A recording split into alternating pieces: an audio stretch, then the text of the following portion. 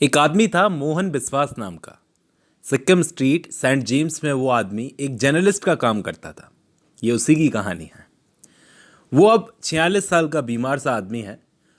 दुनिया भर का कर्जा ले रखा है। बच्चे कुछ इसके अब्रॉड में पढ़ रहे हैं, हेल्प नहीं कर सकते फादर की, और 2 छोटे बच्चे अभी स्कूल में हैं। ये मिस्टर बिस्वास की पत्नी का नाम है श्यामा। वो अपने घर वालों से हेल्प मांगे तो भी उसमें प्रॉब्लम है, क्योंकि अब उस लेडी को अपने पति पर भरोसा है कि ये हमें तकलीफ नहीं आने देगा। जिस घर में ये अभी रह रहे हैं, मिस्टर बिस्वास ने कर्जे ले लेकर इस घर को बनाया है, लेकिन फिर भी वो इस बात पर प्राउड करता है कि ये मेरा अपना घर है, मेरा अपना स्पेस। सारी ज़िंदगी इसने मर मर कर ज़िंदगी जी थी, लोगों के ताने सुन सुनकर। अब जाकर ये खुद का घर जो मिला है, एक ज़मीन जिसे वो अपना कह सकता है, इस पूरी दुनिया में, इस पूरी पृथ्वी पर एक ज़मीन जिसे वो अपना कह सकता है। किसी बिल्डर से $5500 में इसने ये प्लॉट खरीदा। एक्चुअली एक क्लर्क से खरीदा था जो घर बनाता है और बेचकर वहाँ से चला जाता है। अपनी माँ के साथ रहता है वो क्लर्क, यही काम करता है। उसने मिस्टर बिस्वास को ये कहकर घर बेचा कि मेरी माँ सीढ़ियाँ नहीं चढ़ सकती, और फिर खरीदने के बाद पता चला कि घर में कितनी सारी कमियां हैं, लेकिन फिर भी जैसा भी है ये उनका अपना था। अब ये कहानी यहाँ से शुरू नहीं होती, बल्कि सालों पहले जब मिस्टर बिस्वास पैदा भी नहीं हुए थे, वो अपनी माँ के पेट में थे, उनके पेरेंट्स के बीच में लड़ाइयाँ हो रही थी। इनके फादर का नाम था रघु और मदर का नाम था बिप्ती।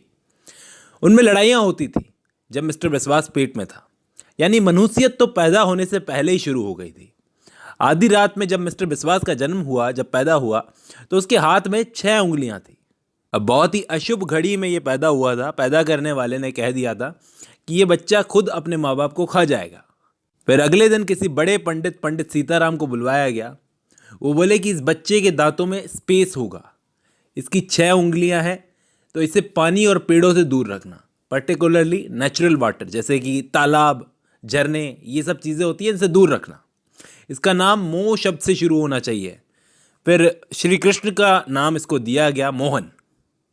और एक बात बड़ी अजीब हुई कि पैदा होने के 9 दिन बाद ही इस बच्चे की 6th फिंगर, जो 6ठी उंगली थी, वो टूटकर बिस्तर पर गिर गई। मदर बिप्ती ने सोचा कि ये तो अच्छा सिग्नल है।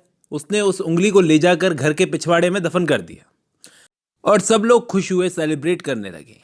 लेकिन मनुष्यत मिस्टर बिस्वास के सिर से गई नहीं।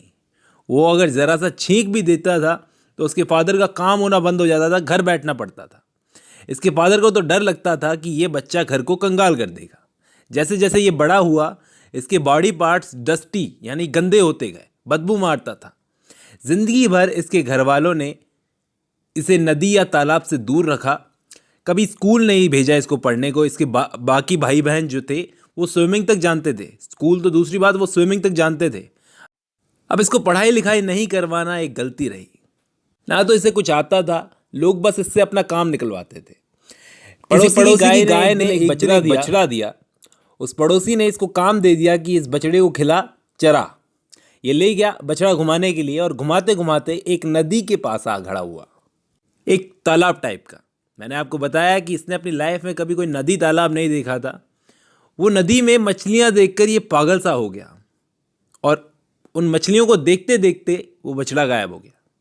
इसने पूरी दोपहर लगा दी उस बछड़े को ढूंढते ढूंढते, और बड़ों की डांट के डर से ये जाकर कहीं छुप गया। अब थोड़ी ही देर में वो खबर चारों तरफ फैल गई कि बछड़ा और मोहन दोनों गायब हैं। लोगों को लगा जैसे मिस्टर बिस्वास पानी में डूब गया। पड़ोसियों ने बताया कि उन्होंने मिस्टर बिस्वास को नदी के पास देखा था। रघु डर गया अपने बेटे की जान को लेकर। वो अपने बेटे की जान बचाने के लिए खुद नदी में कूद गया, जिसको खुद तैरना नहीं आता था, और रघु डूबकर मर गया।